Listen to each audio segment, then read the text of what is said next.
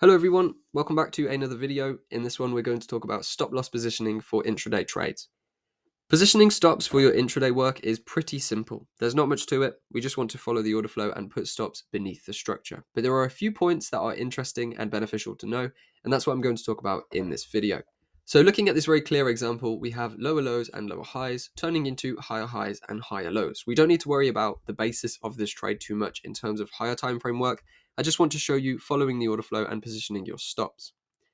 We can see here on GBP USD then that we just shifted into an uptrend. We broke through this structure point here, which is really what has kicked off this uptrending motion. But then we went and pushed through this next structure point, which really confirms to us that the trend is up. Now at this point, we have indeed pushed through this structure point as well. So this is actually a new higher high in the trend. Now we know we want to work with the zone that broke structure, so we can mark off this small area at the bottom for that zone there, and that is where we could make an entry.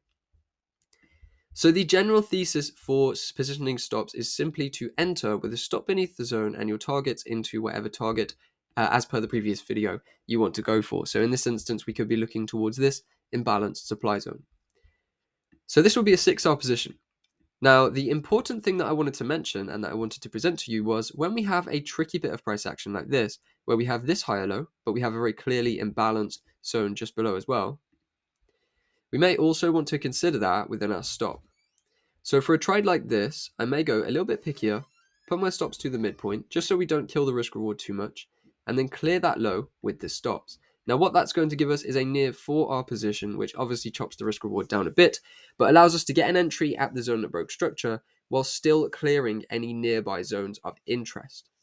So this was obviously the zone that broke this structure, and then this was the zone that broke this structure. So I think if we enter here with a stop below, it may be a little unwise due to that imbalance and due to the probability that this is going to get tested. Now this zone and previous zones are not of too much interest to me because we've made significant structural moves from there, but this is definitely a smart thing to do. So let's just see how this trade plays out. Will we get triggered in? Now there we go, we get a trigger in and the market does push down just a little bit, but then begins its move to the upside. So very good thing to see there. As you saw, we did indeed benefit by putting the stop below the previous structure, because although we didn't come and retest this zone, we did trade into the imbalance in the middle of that, and we would have been triggered out. So when you have tricky areas like this, multiple nearby imbalance zones, the best thing you can do is go a little bit pickier with the entry, shift the entry to the middle of the top zone, and put stops below that previous low. That's going to make sure you are not taken out of the move prematurely, and you can actually profit from the whole movement to the upside. Now we could follow the same rule again, using this imbalanced demand zone here for our entry, and we could go ahead, use the midpoint, and put a stop below this previous low, just to make sure we don't get swept out. Because we're joining the trend midway through a movement, just after this first initial break of structure here, we may indeed actually look to clear that low just to be safe on this position, and this is going to offer us a 3.77 risk reward move. So if we then see a push down, trade into that, we get a little bit of push down lower, which is a good reason why we actually move the stops and clear the lows of the market. And after that, we get a tap in and the market does run and actually, I believe, fulfills the target. There we go. So that is the two movements considered. And what we actually do here with stop positioning is clear out the previous lows. And the reason is we're joining quite late in a movement, and it can just be beneficial to shift the stops a little bit further and make sure that we don't get stopped out. Sure, we lower the risk reward in this example from 6 to 3.9, and in this example from, potentially about 10 to around 4, 3.5 or 3.9 again. But what we actually do here is secure a higher win rate. So here I have a gallery of examples to run through, showing a bunch of trades, and we can look at the stop positioning on these. So this one here is actually executed using a very low time frame. We'll look more into these very low 15 and 30-second time frames in the future for refined entries, but for now I'm teaching you the basis on the 1 minute so that everyone can get involved, because most of the people don't have these very low time frames.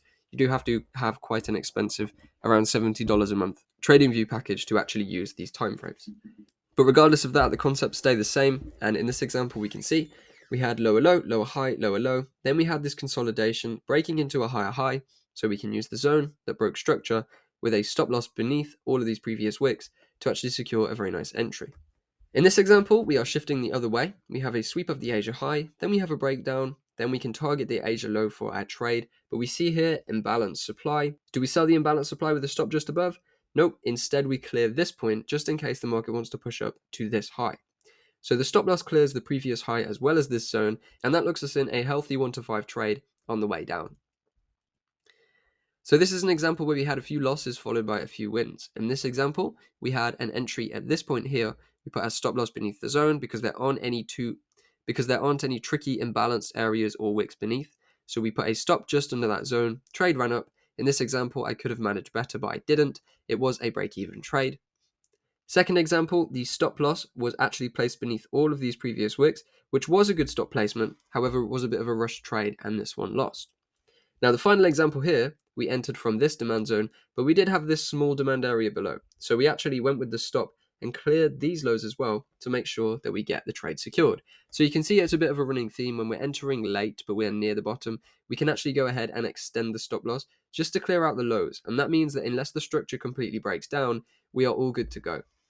The problem we can sometimes run into if we go with very tight stops in areas like this where we are also seeing other demand regions is that we could get wicked out, just like this for example, before the trade runs. So it's better to accept a slightly smaller risk reward and go with logical stops clearing highs and lows than it is to go very, very tight and risk getting stopped out of a lot of positions. Here we have another one. The reason for my stop loss positioning being all the way up here is because I clear this imbalance. And that way, if the market wants to push through and hit this imbalance point, we are still going to be kept into the trade just about. So we gave this a little bit of leeway. It did turn out to be a break-even trade, but that is a solid indication of where we position stops. So same again here, we have this candle here, which wicks us up to the upside. In this example, the stop loss brings us a little bit lower than this candle as well, just in case we get a pullback lower. And as we can see, we did get a pull lower, and then the market actually made its run up from there. So this one was just quite a lucky one, really. This is not too systemized in terms of something I can show you. I just went and cleared out this low of this candle as well, in case of wicks down. Now this one here, I went with a little bit of a wider stop to clear this breaker area. So we spoke about breaker areas earlier. We have a demand zone that shifts into a supply zone. The demand zone in this example was broken into supply. So I just went ahead and put my stop over that area in case the market came up and tapped that breaker level. So as you can see, we're constantly looking for other supply and demand zones, breaker areas, and areas of interest like imbalances that the market could push into, and we want to clear the stops with that just to make sure we don't get wicked out before the market makes a run for us. In this example, once again, just a little bit of leeway under the wick here, and that gave us a very good entry. In this example, we went with quite a far stop on this one. We had the entry coming in here, but there was another demand zone just underneath this where it says zone that broke structure. So I went and cleared that as well, and just about cleared the top area of this demand zone too. Now these ones are very clear, very solid trades. We have here a initial impulse, so we put our stops beneath that and just a little bit further down for a couple pips leeway. Then when the market moves up, makes a new higher high, we can see here we have no tricky imbalanced areas to work with, no tricky demand areas to work with, so we can go with quite a tight stop just beneath the low. And then the third execution, exactly the same, no tricky areas here, so we can go with quite a tight stop just below, and as we see, the market then did make a nice run. Same again here, we have the initial entry was missed. The second entry, we actually went and cleared this demand zone as well with the stop, because we can see here, this is the zone that broke structure, right?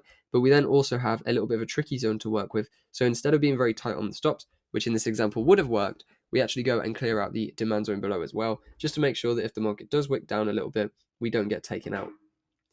And this one as well, we went and entered here, but I also went and cleared the low of this doji candle, just to make sure if the market wicks beneath, until we break structure, we remain valid in the trade. Here we have one where we just clear the low point of the higher time frame demand zone as well. As you can see, this is a high time frame demand zone. The low time frame demand zone is within that, but we use the stop loss just under the high time frame demand so that even if we wick down, as we did here, we don't get taken out. Now, this was a break even, but you can see here that we would have been taken out at stop loss if we had put the stop too tight within that higher time frame zone. This is an example. We had a couple of break evens there. There was one successful position, and this one successful position accounted for this previous demand region as well here, just to make sure that we don't get wicked out too fast and we end up missing out on a good win. Another one here where we have a selling opportunity, very clear sell here coming in from this zone that broke structure. But once again, I went with the stop over this previous high in case of any wicks that came through into this area. Now in this example, you see that this would have worked perfectly with a tight stop. However, You will see after taking quite a few trades following the system that quite often you are going to get wicked out, or a lot of the time wicks do come in. So it's better to be a bit more conservative, accept slightly lower risk reward. It's going to give you less losses, higher win rate, less stress, more confidence. And this is a break even and a losing day, so not much to say on the stop positioning there. Obviously, we went and cleared some of these previous highs just to make sure that structure remained intact, but it didn't work out anyway.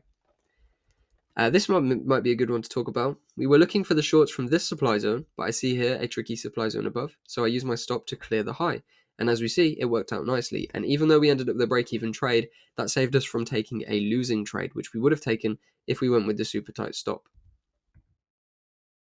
And once again here, we have a initial position entered from this supply zone, but we went and pushed the stop all the way over this previous structure here to make sure that we are staying in the trade and we're remaining valid, even if the trade doesn't work out in our favor. Now you can see there was a trade just before that, which was a 0.5% loser. And the reason that that lost is because we did not extend the stop too far. Okay, so you can see the consequences of failing to move the stops too far, and then we can actually see the successes of having a logical and very well-defined stop loss. And here we see on this break even, we just went ahead and cleared this high on the trade. And then on the loss, I went ahead and cleared the midpoint of the supply zone as well, but it did not work out. And in this trade here, this one actually went and cleared a demand zone that we see underneath this zone that broke structure tag. It still was a loss, so not too much to say on that one. But then when we broke down and started shifting to the bear trend, rather than selling with a very tight stop over this high, I also went and accounted for this previous supply zone as well, just to make sure that if we do push up, we still remain in the trade.